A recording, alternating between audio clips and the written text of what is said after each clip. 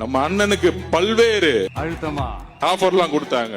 நீங்க முதலமைச்சர் 2.5 வருஷம், நான் முதலமைச்சர் 2.5 வருஷம். இந்த அழுத்தத்துக்கெல்லாம் அடங்கி போற ஆளா இந்த ஆளு?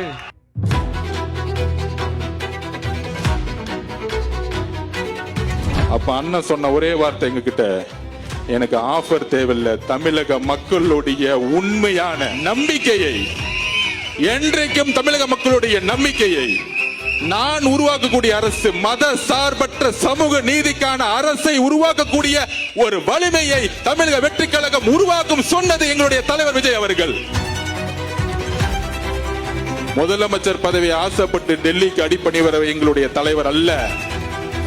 பராசக்தி ரிலீஸ் ஆனோம்னா போய் ஹோம் மினிஸ்டர் பார்த்துட்டு உதயநிதி ஒரு போன் கால் பேசி ரிலீஸ் பண்ண ஒரு எங்க ஆள் கிடையாது.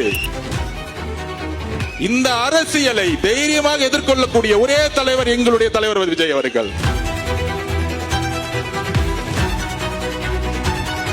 அவரை எப்பொழுதும் யாராலும் அடிமைப்படுத்த முடியாது. இந்த கூட்டணி கணக்குகள் 2026 ஆண்டு தூள் தூளாக்கப்படும்.